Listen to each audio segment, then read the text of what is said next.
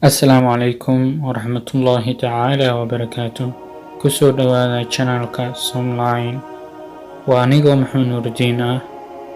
Waxaan doonayaa inaan maanta idin soo gudbiyo xayawaan muhiim ah. Xayawaankaasoo ku saabsan waqtiga. Waqtiga waxaa lagu ictibaaraa inay tahay waxyaabaha ugu muhiimsan ee nolosha bini'aadamka. Badanaa annagana ma garanayno waqtiga qiimaha iyo faa'iidada uu leeyahay. Waqtigeenu badanaa waxaan ku bixinaynaa hadallo maalaayacni ah, dhafar aan micno lahayn, musalsal daawasho, social media iyo waxyaabo noocaas oo kale aan natiijo laga keenayn. Haddaba waxaa muhiim ah inaan isweydiino, meeqa jeer baa waqtigeena ku dayacanay waxyaabo maalaayacni ah? Walaalkay ama walaashay maxaad horumarsatay oo ilaa goormaad sidaas ahaanaysaa? Runtii wax kasta aad horumarsato mas-uuliyaddeeda waxaa qaadaya waa adiga. Waqtiga sidaan ognahay qofna uma taagno, waqtiga kuma sugayo, wuu socdaa. maa madaa faat walmu'ammal ghayb walaka saaca anta fiiha. waxaa tagay way tageen, waqtiga kaa tagay way tageen, bal soo celi waa kaas shalay way kaa tageen. waxaad awoodi kartaa ama maamuli kartaa waqtiga hadda la joogo. waqtiga wuu kooban yahay maalmo. mar kastoo aad dayacdo waxaad dayacday qayb ka mid ah noloshaada.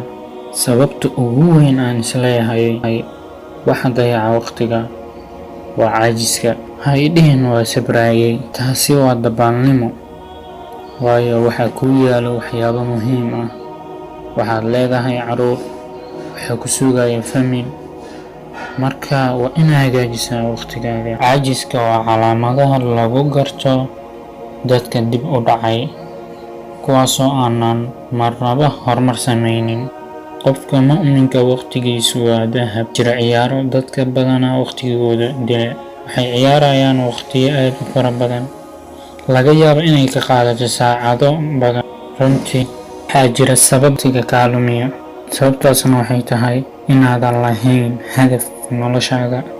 hadafkiisa keliya waa inuu noolaado, waa inuu cunto cuno, waa inuu seexdo, waa inuu xaaskiisa la joogo. ma ahan hadaf. ma garanayo sababta dunida loo keenay. qofka aanan ogeyn hadafka iyo ujeedada dunida loo keenay, qofkaasi waa qof insaan daciif ah, ma awoodo inuu wax sameeyo. ilaahay qur-aankiisa wuxuu nagu leeyahay wamaa khalaqtu ljinna walinsa ilaa liyacbuduun. jinni insi uma abuurin ilaa inay caabudaan. sidoo kale ilaahay qur-aanku wuxuu ku weyneeyey waqtiga. qaala jala wacalaa wajacalna alleyla wannahaara aayatayn famaxuunaa aayata alleyl وجعلنا آية النهار مبصرة لتبتغوا فضلا من ربكم ولتعلموا عدد السنين والحساب وكل شيء فصلناه تفصيلا. waqtigaaga waa inuu kuu xisaabsanaada. meeqaa waqtigaaga cuntay, meeqaa kuu hadhay, sidee ugu faa'iidaysanaysaa? inta waa inaad isweydiisaa. tusaale ahaan maanta waxaad leedahay qorshooyin. qorshaha nolosha way kala duwan yihiin. waxaa jira qorsho isbuuc leh, qorsho maalin leh, mid bille ah iyo mid cimrigaaga. tusaale ahaan maanta waxaad doonaysaa inaad soo booqato qof miskiina ama qof mariid ah, ama waxaad leedahay inaad kutub akhriso kale. waa inaad qortaa. wuxuu leeyahay ma qoraay, iska daa, dhib ma lahan. waxaad arkaysaa asigoo maalintii dhan aanan waxba qaban. la shay qayb maahan waqtiga qorshayso. hadaf la-aan waa midka ugu weyn ee waqtiga dadka ka lumiya. ma leedahay qorshe nidaamsan oo ku haga? culimmadu waxay dhahaan qofka aanan qorshe iyo lahayn waa qof rajo iyo riyo ku jira. qof kasta wuxuu jecel yahay inuu noqdo qof mu'min wanaagsan, maalqabeyn ah, xaas wanaagsan leh. taasi waa rajo keliya. waman araada alaakhirata wasacaa laha sacyaha وهو والذين آمنوا ولم يهاجروا ما لهم من ولايتهم من شيء حتى يهاجروا ولا الدقاق waxaa laga maarmaana inaad dhaqaaqdo si aad wax u kasbato inaad waqtigaaga ku lumiso waxyaabo aanan faa'iido ku lahayn taasi ma ahan qorshaha lagu abuuray waqtigaaga waa inaad nidaamsataa waqtigaada qaybi waqti aad wax akhrisanayso waqti aad cibaadaysanayso waqti aad majaalista diinta lagu barta xaadirtid waqti aad familkaaga iyo caruurtaada la fadhiisatid waqti aad ku shaqaysatid waa muhiim inaad waqtigaaga nidaamsato walaalayaal waxaa ka qayb qaato dayacida waqtiga in waqtiga kaa lumo nidaam la-aan ama qorshe xumo waxaa jira insaan wanaagsan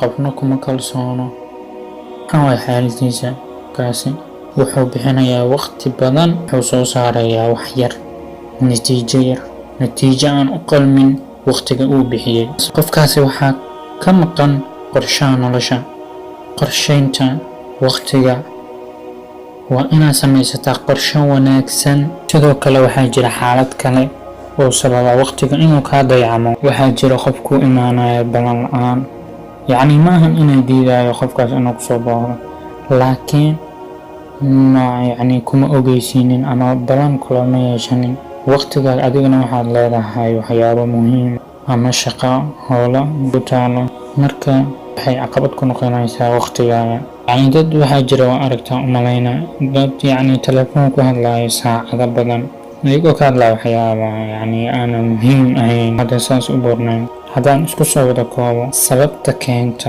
in waqtigaaga aad dayacdo waxaa ka mid ah inaadan lahayn hadaf weyn amaba aan yacni qorshe lahayn qorshe noloshaada aan lahayn dayaco waa caajiska amaba inaadan lahayn hadaf weyn hadafkaaga waa inaad ka dhigtaa thuraya xidigaha ma gaaraysid laakiin hamigaaga iyo rajadaada ha noqdo mid yacni xidigaha ku tiirsan waxaa weeyaan kuwaasi waa waxaad bixiso waqtigaaga wuxuu inta dhiman allagu kuu barakeynayaa waqtigaa waxaad ku bixisa inaad cibaadaad ku gudato salaad inaad ku dukato zakada inaad bixiso kuu barakeynayaa waqtigaaga inta dhiman ka waqtiga waa qaali dadka qaar waxay dhahaan waqtiga lacag iweydiin oo ku siinaya laakiin waqtigayga siinaya yacni waxaad ka ogaanaysaa inay tahay waqtiga waqtuka sayf in lam taqdac fa inahu yaqdacuk waqtiga waa sida sayfta oo kale